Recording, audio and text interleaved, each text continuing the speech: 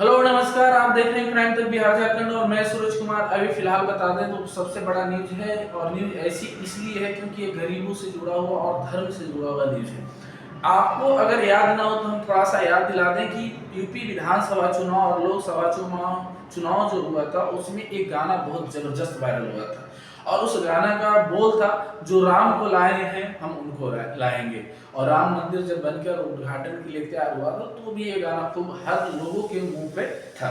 लेकिन सच्चाई कहाँ तक आगे जाती है, कहीं ना कहीं झूठ जो है उस पर बाहर आ ही जाती है और सच्चाई का जो पर्दा ओढ़े होते हैं बाहर बेनकाब हो जाते हैं। और इसका उदाहरण है कन्हैया मित्तल। जी हाँ, कन्हैया मित्तल वही गायक है जो हिंदू सम्राट की तरफ प्रोग्राम करते थे, जहां भी जाते थे। एक भजन गायक है, बहुत ही अच्छे से भजन भी गाते हैं और उन्होंने इस गाना को गाया था, जो राम को लाए हैं हम उनको लाएंगे। और न्यूज ये है कि उन्होंने पंचकुला से चुनाव लड़ने का निर्णय किया था। जो भाजपा से उन्हें उम्मीद थी कि हमें सीट दिया जाएगा, लेकिन भाजपा से वहां जो सीट है वो पुराने वहां के जो सिटिंग कैंडिडेट थे उन्हें दिया गया और जो कन्हैया मित्तल थे उन्हें नजरअंदाज किया गया।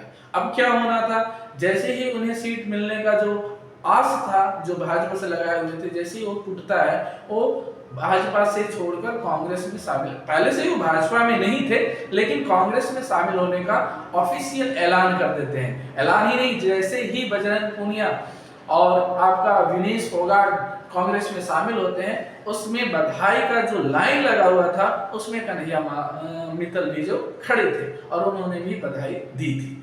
अब ये भी फैसला लेने के बाद जब उनसे पूछा गया कि ये जो गाना आपने गाया था, जो राम को लाए हैं वो हम उनको लाएंगे, ये गाना आखिर किसके लिए था अगर आपको कांग्रेस में ही शामिल होना था, तो उन्होंने इसका बहुत ही सुंदर और सटीक जवाब दिया कि ये गाना हमने योगी महाराज के लिए गाया था, ना कि भाजपा के लिए। और कांग्रेस में शामिल होने का मेरा एक सबसे बड़ा रीजन है, ध्यान से सुनिए क्या उन्होंने बोला कि कांग्रेस में शामिल होने का मेरा सबसे बड़ा रीजन है कि हम लोगों को बताना चाहते हैं कि सनातन की रक्षा करने के लिए केवल और केवल एक पार्टी नहीं है, कांग्रेस भी है जो सनातन की रक्षा करती है। बाकी आप ये मित्तल जी का जो स्टेटमेंट है कितना सही है कितना गलत है, इसे आप कैसे देखते हैं कमेंट सेक्शन में कमेंट करके जरूर बताएं। लेकिन इतना तो जरूर है कि जब आपका पर्सनल इंटरेस्ट किसी चीज में आ जाता है तो धर्म भी पीछे छूट जाता है, प्रोफेशन भी पीछे छूट जाता है और आपका बोला हुआ हर बात आपके साथ नहीं होता और वो भी पीछे छूट जाता है। और सबसे बड़ी